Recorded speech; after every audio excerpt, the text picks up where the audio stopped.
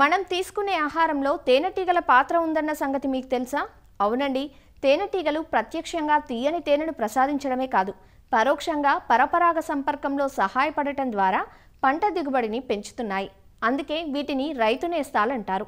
పువ్వుల నుంచి మకరందాన్ని సేకరించే తేనెటీగలు మనకు తేనెనే కాదు, మరో 5 రకాల ఉప ఉత్పత్తులను అందిస్తాయి. తేనెను సూపర్ ఫుడ్గా, మిరాకిల్ ఫుడ్గా చెబుతారు. ఎందుకో తెలుసా?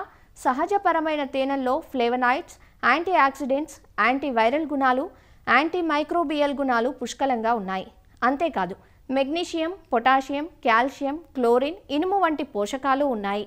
ఇన్ని ఔషధ గుణాలు, పోషకాలు ఉండబట్టే తేనెకు, తేనెటీగల పెంపకం ద్వారా లభించే ఇతర ఉత్పత్తులకు ఔషధ, సౌందర్య సాధనాల పరిశ్రమల్లో గిరాకీ పెరుగుతోంది.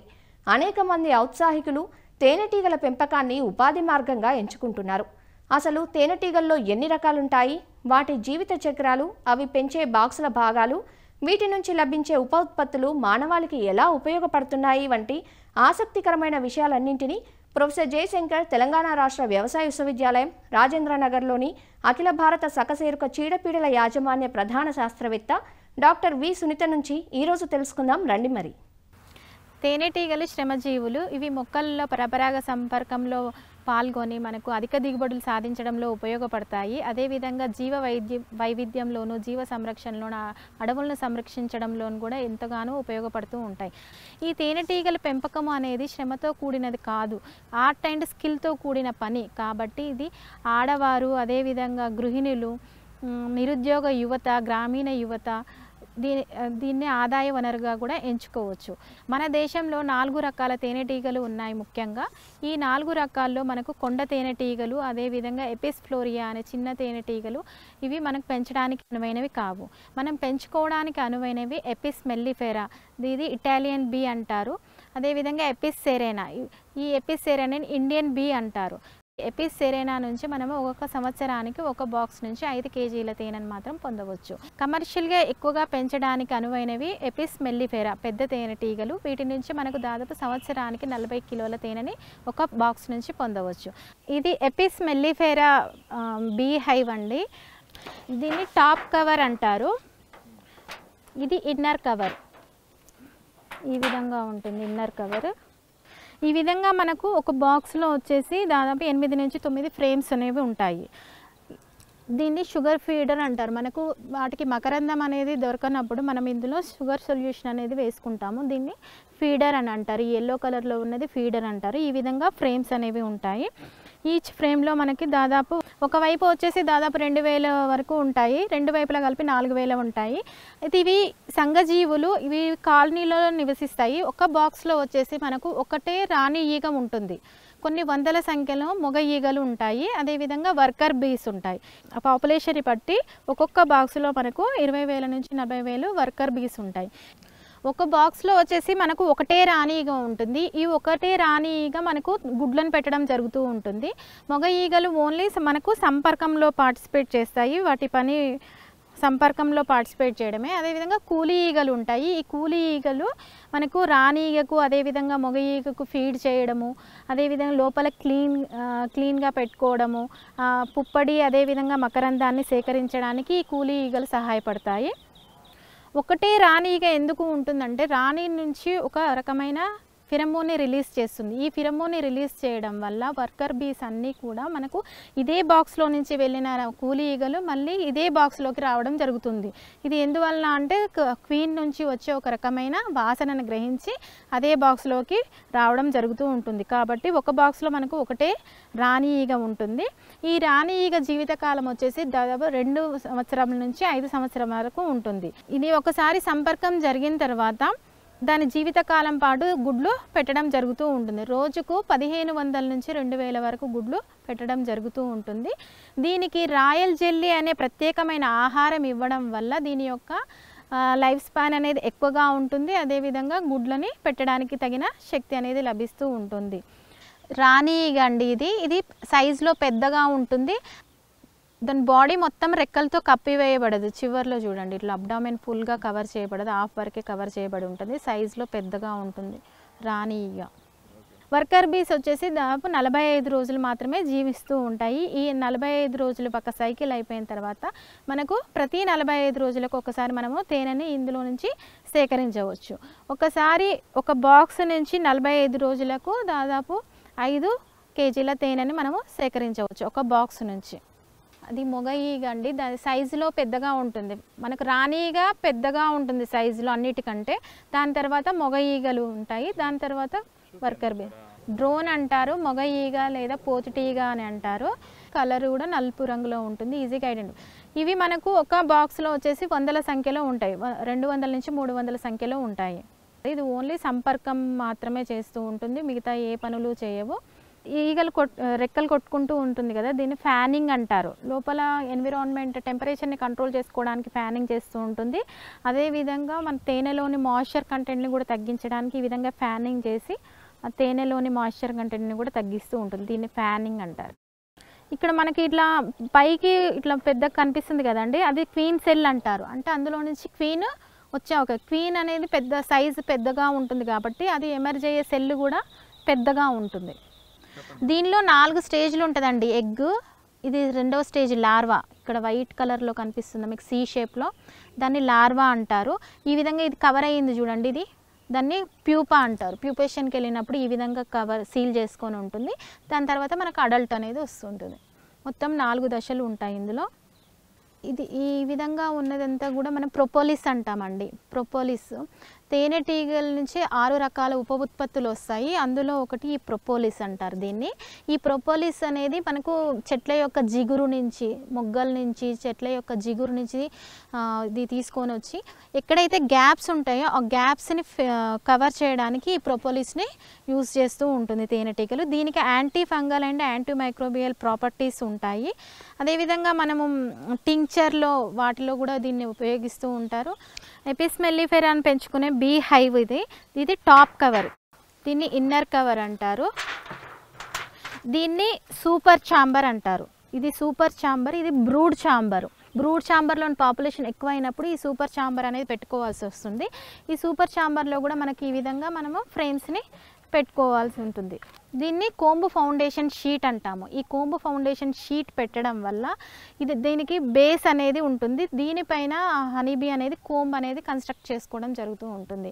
ఈ బేస్ ఇవ్వకుండా మనము చేసినట్లయితే అది ఎక్కువ వ్యాక్స్ని ప్రొడ్యూస్ చేయవలసి వస్తుంది, అది ఎక్కువ ఎనర్జీని యూజ్ చేయాల్సి వస్తుంది. ఎక్కువ ఎనర్జీని యూజ్ చేయాలంటే మన హనీ అనేది ఎక్కువగా కన్జ్యూమ్ చేస్తుంది కాబట్టి మనం ఈ విధంగా మనం సిఎఫ్ కోంబ్ ఫౌండేషన్ షీట్ని ఇచ్చినట్లయితే దాని ఎనర్జీని మనం సేవ్ చేసి మనం ఎక్కువ హనీని పొందడానికి అవకాశం ఉంటుంది. ఈ బ్రూడ్ ఛాంబర్కి అదేవిధంగా సూపర్ ఛాంబర్కి మధ్యలో మనము క్వీన్ ఎక్స్క్లూడర్ అనేది పెడతాము. ఈ క్వీన్ ఎక్స్క్లూడర్ పెట్టడం వల్ల ఏంటి అంటే క్వీన్ అనేది కిందనే ఉంటుంది, సైజ్ పెద్దగా ఉంటుంది కాబట్టి క్వీన్ బ్రూడ్ ఛాంబర్లోనే ఉండి అక్కడే ఎగ్స్, లార్వా అండ్ ప్యూపేషన్ కిందనే జరుగుతూ ఉంటుంది. ఓన్లీ వర్కర్ బీస్ మాత్రమే పైకి వెళ్తాయి. ఈ వర్కర్ బీస్ పైకి వెళ్ళినప్పుడు అందులో తేనె అనేది నిల్వ చేయడం జరుగుతూ ఉంటుంది. కాబట్టి మనం తేనెను సేకరించాలంటే సూపర్ ఛాంబర్లోని తేనెను మాత్రమే సేకరించాల్సి ఉంటుంది. ఈ బ్రూడ్ ఛాంబర్లోని తేనెని సేకరించవద్దు, ఎందుకంటే ఇందులో బ్రూడ్, ఎగ్, లార్వా, ప్యూపా అనేవి ఉంటాయి కాబట్టి అవంతా కూడా క్రష్ అయిపోయే అవకాశం ఉంటుంది. కాబట్టి బ్రూడ్ ఛాంబర్లో తేనెని సేకరించవద్దు, ఎప్పుడూ కూడా సూపర్ ఛాంబర్లో నుంచి మాత్రమే తేనెను సేకరించాల్సి ఉంటుంది. ఇది ఎపిస్ సెరేనా బీస్, చిన్న తేనెటీగలు, ఇండియన్ తేనెటీగలు అంటారు. ఇదిగోండి ఇక్కడ పైన సీల్ క్లోజ్ చేసుకొని కవర్ చేసుకొని ఉంది కదా, అది సీల్డ్ హనీ అంటారు. ఇక్కడ అన్సీల్డ్ ఉంది చూడండి, కొన్ని క్లోజ్ చేయలేదు, అది అన్సీల్డ్ హనీ. ఇట్లా మనకు 75% సీల్ అయిన దాని నుంచి మాత్రమే హనీ సేకరించాల్సి ఉంటుంది. లేదంటే మనకు అది ఫెర్మెంటేషన్ అంటే మాయిశ్చర్ కంటెంట్ ఎక్కువగా ఉంటుంది కాబట్టి ఫెర్మెంట్ అయ్యే అవకాశం ఎక్కువగా ఉంటుంది. కాబట్టి ఈ విధంగా 75% సీల్, మొత్తం ఇదంతా కూడా 75% కవర్ చేసుకున్న దాంట్లో నుంచి మాత్రమే తేనెను సేకరించాలి. తేనెను సేకరించేటప్పుడు ఈ పైన ఉన్న లేయర్ని మనము చాక్తో తీసేసి వ్యాక్స్ లేయర్ని ఎక్స్ట్రాక్టర్లో పెట్టి తేనెను సేకరించాల్సి ఉంటుంది. ఇక్కడ ఎగ్ లోపల వైట్ కలర్లో చిన్న గ్రెయిన్ లాగా ఉంటుంది, అది ఎగ్ అండి. ఈచ్ సెల్లో ఒక్క ఎగ్ మాత్రమే ఉంటుంది. వైట్ కలర్లో ఉంది, లోపల సి షేప్లో ఉంటుంది, అది లార్వా అంటారు. ఇది అంతా కవర్ చేసుకుంది ప్యూపా. ఇదేమో హనీ సీలు, ఇదేమో ప్యూపేషన్కి వెళ్ళింది. పోలెన్ కూడా ఉంది చూడండి ఇక్కడ ఎల్లో కలర్లో. ఈ తేనెటీగలను పెంచడం వల్ల రైతులకు అదనపు ఆదాయంతో పాటు వాళ్ళ యొక్క పంటల్లో పరపరాగ సంపర్కం జరిగి అధిక దిగుబడులు, అదేవిధంగా నాణ్యమైన దిగుబడులు పొందడానికి అవకాశం ఉంటుంది. ఈ మధ్య కాలంలో తేనెటీగల సంఖ్య విపరీతంగా తగ్గిపోతుంది. అధిక మోతాదులో రసాయనిక మందులు వాడడం వల్ల, అదేవిధంగా వాటి ఆవాసాలు లేకపోవడం వల్ల తేనెటీగల సంఖ్య అనేది తగ్గిపోతూ ఉంది. ఈ క్రమంలో మన భారత ప్రభుత్వము, ప్రైమ్ మినిస్టర్ నరేంద్ర మోడీ గారు ఆత్మనిర్భర్ కింద టీపీ విప్లవము సాధించే దిశగా తేనెటీగల పెంపకాన్ని ఎక్కువగా ప్రోత్సహిస్తూ ఉన్నారు. ఈ తేనెటీగల పెంపకం చేపట్టడానికి మన భారత ప్రభుత్వం నుంచి, అదేవిధంగా రాష్ట్ర ప్రభుత్వాల నుంచి మనకు రుణ సదుపాయాలు కూడా ఉన్నాయి. మనకు నాబార్డ్ వాళ్ళు, అదేవిధంగా కేవీఐసి నుంచి కూడా మనకు రుణ సదుపాయం పొందే అవకాశాలు, అదేవిధంగా నిమ్స్మీ వాళ్ళ నుంచి కూడా మనకు రుణ సదుపాయము పొందవచ్చు. అదేవిధంగా మా ప్రొఫెసర్ జయశంకర్ తెలంగాణ రాష్ట్ర వ్యవసాయ విశ్వవిద్యాలయంలో అఖిల భారత సకశేరుక చీడల యాజమాన్య విభాగంలో ఈ తేనెటీగల పెంపకంకు సంబంధించిన శిక్షణా కార్యక్రమాలు కూడా 7 రోజుల శిక్షణా కార్యక్రమాలు, ఉచిత భోజన వసతి కల్పించబడుతూ ఈ ట్రైనింగ్ ప్రోగ్రాంలు కూడా ఇవ్వబడుతూ ఉన్నాయి. అదేవిధంగా అవగాహన కార్యక్రమాలు, డిస్ట్రిక్ట్ లెవెల్లో సెమినార్లు కూడా ఏర్పాటు చేయడం జరుగుతూ ఉంది. ఈ తేనెటీగల పెంపకం వల్ల మనకు 6 రకాల ఉప ఉత్పత్తులు వస్తాయని చెప్పాము. మనకు మొదటగా వచ్చేది తేనె. ఈ తేనె అనేది దివ్య ఔషధము. మనం ఆయుర్వేదంలోను, సిద్ధ వాటిలో కానీ మనము మందులతో పాటు వీటి మీడియంగా తీసుకుంటూ ఉంటాము. అదేవిధంగా రోగనిరోధక శక్తి ఎక్కువగా ఉంటుంది కాబట్టి తేనె యొక్క వాడకము అధికంగా ఉంటుంది. 1 కేజీ తేనె వచ్చి మనం 400 నుంచి 600 రూపాయల వరకు కూడా పొందవచ్చు. తర్వాత ప్రోడక్ట్ వచ్చేసి మనకు మైనము.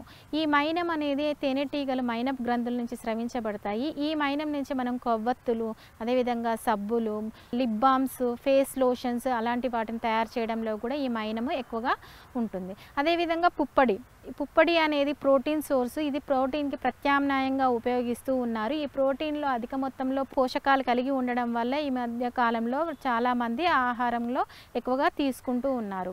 ప్రొపోలిస్ అనేది anti fungal and anti microbial properties ఉంటాయి. ఇది తేనెటీగలు చెట్ల యొక్క జిగురు నుంచి, అదేవిధంగా మొగ్గల నుంచి సేకరిస్తాయి. తేనె పెట్టెల్లో ఉన్న పగుళ్లను పూడ్చడానికి దీన్ని ఉపయోగిస్తూ ఉంటుంది. అదేవిధంగా ఈ ప్రొపోలిస్ని మనము డెంటల్ సమస్యలు ఉన్నప్పుడు పండ్లను పూడ్చడానికి ఉపయోగించే సిమెంట్లో కూడా దీన్ని ఎక్కువగా ఉపయోగిస్తూ ఉంటారు. అదేవిధంగా మౌత్ ఫ్రెషనర్గా కూడా దీన్ని ఉపయోగిస్తూ ఉంటారు. తర్వాత వచ్చేసి రాజా ఆహారము, రాయల్ జెల్లీ అంటారు. ఈ రాయల్ జెల్లీ అనేది మనకు వర్కర్ బీస్ అనేవి స్రవిస్తూ ఉంటాయి. ఇవి తేనెటీగలు, రాణి ఈగలకు తినిపించడం వల్ల రాణి ఈగ అనేది జీవితకాలము 2 నుంచి 5 సంవత్సరాల వరకు బతుకుతూ ఉంటుంది. కాబట్టి మనం కూడా ఈ రాజాహారం తీసుకున్నట్లయితే వార్ధక్యం అనేది రాదు. మనం కూడా యవ్వనంగా ఉండడానికి ఈ రాజాహారం అనేది ఉపయోగపడుతూ ఉంటుంది. అదేవిధంగా కాస్మెటిక్స్ వాటిలో కూడా దీన్ని ఎక్కువగా ఉపయోగిస్తూ ఉన్నారు. అదేవిధంగా చివరిగా ఉప ఉత్పత్తి అయిన తేనెటీగల విషము. ఈ తేనెటీగల విషము వాటి రక్షణార్థము అవి వెనక స్టింగ్ అనేది ఉంటుంది. ఆ స్టింగ్ ద్వారా వాటికి ఏదైనా ఆపద వచ్చినప్పుడు అవి కుట్టడం జరుగుతూ ఉంటుంది. ఈ తేనెటీగల విషము మనకు కుట్టడం వల్ల ఆర్థరైటిస్, అదేవిధంగా కీళ్ళ సమస్యలు ఉన్న వాళ్ళకి ఈ తేనెటీగలను కుట్టించుకోవడం వల్ల కూడా వాటి తగ్గిపోయే అవకాశం ఉంటుంది. కాబట్టి ఈ తేనెటీగల విషం యొక్క 1 గ్రాము ధర వచ్చేసి 7,000 ఉంటుంది. అదే 1 కిలో వచ్చేసి 70 లక్షల వరకు కూడా రేట్ ఎక్కువగా ఉంటుంది. ఈ తేనెటీగల విషంను సేకరించి సిరంజిలు తయారు చేసి వాటి ద్వారా మనము ఆర్థరైటిస్, వీటి కీళ్ళ నొప్పులను రాకుండా కూడా చూసుకోవచ్చు. ఇంతటి ఉపయోగాలు ఉన్న తేనెటీగల పెంపకము, అదేవిధంగా మరీ ముఖ్యంగా మనకు పంటల్లో పరపరాగ సంపర్కంలో దోహదపడి మనకు అధిక దిగుబడులు పొందడానికి కూడా ఎంతో ఉపయోగపడుతుంది ఈ తేనెటీగల పెంపకం. కాబట్టి అందరూ కూడా ఈ తేనెటీగల పెంపకం మీద ఇచ్చే శిక్షణా కార్యక్రమాలను సద్వినియోగం చేసుకొని తేనెటీగల పెంపకాన్ని చేపట్టి తీపి విప్లవాన్ని సాధించాలని కోరుచున్నాను.